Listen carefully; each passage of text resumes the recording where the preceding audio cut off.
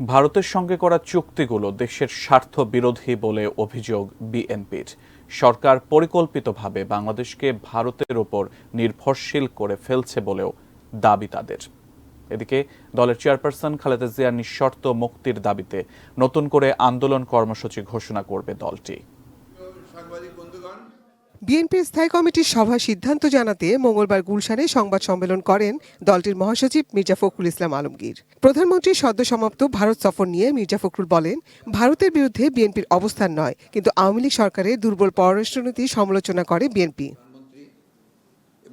প্রধানমন্ত্রী সদ্য সমাপ্ত ভারত সফর নিয়ে মির্জা ফখরুল বলেন, ভারতের বিরুদ্ধে বিএনপির অবস্থান নয়, কিন্তু আওয়ামী লীগ সরকারের দুর্বল পররাষ্ট্রনীতির সমালোচনা করে বিএনপি। মির্জা ফখরুল বলেন, ভারতকে সকল সুবিধা দিলেও নিজেদের ন্যায্য হিস্সা আদায় করতে ব্যর্থ হয়েছে সরকার।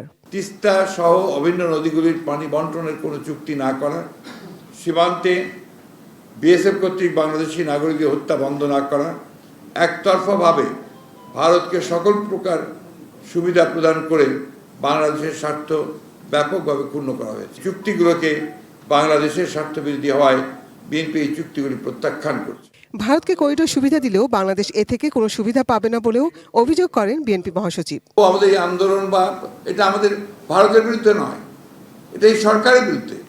সরকার সম্পূর্ণভাবে ব্যর্থ হচ্ছে ভারতকে কনভিন্স করতে বা তার কাছ থেকে দাবিগুলো আদায় করে নিয়ে আসতে। এ সময় হাসপাতালে চিকিৎসাধীন খালেদা জিয়ার স্বাস্থ্য সম্পর্কে মির্জা ফখরুল বলেন, পেসমেকার লাগানোর পর এখন কিছুটা স্থিতিশীল, তবে লিভার ট্রান্সপ্লান্ট না হলে বিপদমুক্ত হতে পারছেন না খালেদা জিয়া। তার যে অনেকগুলো অসুখ আছে, সেই অসুখের জন্যই তাকে একটা এমন চিকিৎসা কেন্দ্রে পাঠাতে হবে যেখানে তার সঠিক চিকিৎসাটা হতে পারে, অন্যান্য মাল্টিফেরিয়াস যে ডিজিজগুলো আছে সেগুলোকে কন্ট্রোল করে। এটাই আপনার বারবার করে আমরা বলছি।